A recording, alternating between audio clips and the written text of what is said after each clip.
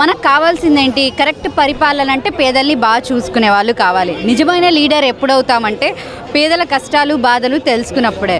So అందరూ పేదలు దీనికే సపోర్ట్ చేస్తున్నారంటే ఇది పెత్తందారుల పార్టీ కాదు, పేదల పార్టీ అనే కదా అర్థము. అంటే మరి పథకాలు ఇచ్చి సోమరిపోతులు చేస్తున్నారని చంద్రబాబు గారు చెప్తున్నారు కదా. ఆయన పథకాలు ఇచ్చి సోమరిపోతులు చేస్తున్నామంటే ఆయన దీనికన్నా డబల్ హామీలు ఇస్తున్నారు. ఈ పథకాలు రాంగ్ ఉన్నప్పుడు ఆయన ఎందుకు డబల్ చేస్తున్నారు? దీనికి మీరు 3 పిల్లల్ని కనండి 45,000 వస్తాయి, ఇలాంటి మాటలు ఎందుకు చెప్తారు? ఈ పథకాల వల్ల లాస్ అయితే మీరు దాన్ని ఇంక్రీజ్ చేయరు కదా.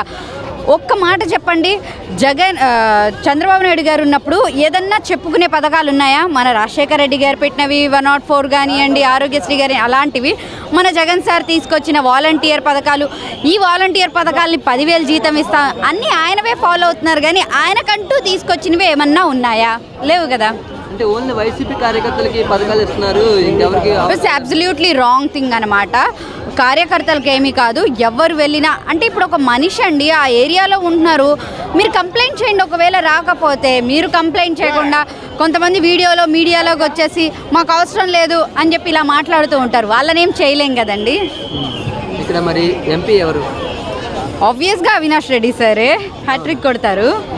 ఎందుకంటే మన మనిషి ఎప్పుడు వెళ్ళి ఏ పేదవాళ్ళు అడిగినా ఆయన ఇంటి ముందు మార్నింగ్, నేనైతే ఒకసారి షాక్ అయ్యా, సార్తో మీట్ అవ్వాలంటే మార్నింగ్ 5 o'clockకి మీట్ అవ్వాలన్నా.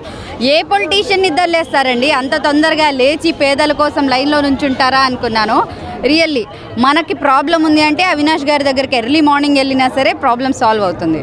మరి ఎంపీగా ఈసారి వైఎస్ఆర్ ఫ్యామిలీ నుంచి షర్మిల గారు కూడా పోటీ చేస్తున్నారు, దీన్ని ఎలా చూస్తారు? షర్మిలక ఓకే పొటెన్షియల్ పర్సన్, బట్ ఇప్పటికిప్పుడు వచ్చేసి తెలంగాణలో వెళ్ళి వైఎస్ఆర్ తెలంగాణ పార్టీ అని పెట్టారు, బట్ సక్సెస్ఫుల్ అవ్వలేకపోయారు.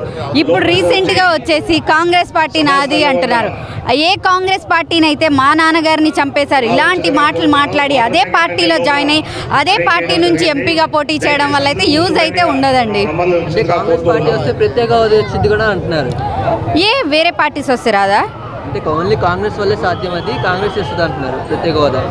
నో ప్రత్యేక హోదాకి కాంగ్రెస్ కి సంబంధమే లేదండి. టీడీపీ కూడా అలాగే చెప్పింది 2014లో, ఏమీ జరగలేదు కదా. జగన్ అన్న గారు ఉంటే కంటిన్యూషన్ బాగుంటుంది, ప్రత్యేక హోదా వస్తాయి, అన్నీ వస్తాయి. షర్మిల గారు హత్య రాజకీయాలు చేసినందుకు ఎంపీ సీట్ ఇచ్చారంటున్నారు, దీన్ని ఎట్లా చూస్తారు? అవన్నీ ఫేక్ మాటలండి. ఇప్పుడు పాలిటిక్స్ అంటే అందరికీ తెలిసిందే, 4 గరం మసాలా మాటలు చెప్తే కానీ వాళ్ళు ముందుకు రాలేరు, ఫేమ్లో రాలేరు. సో అవన్నీ ఊరికే మాటలు.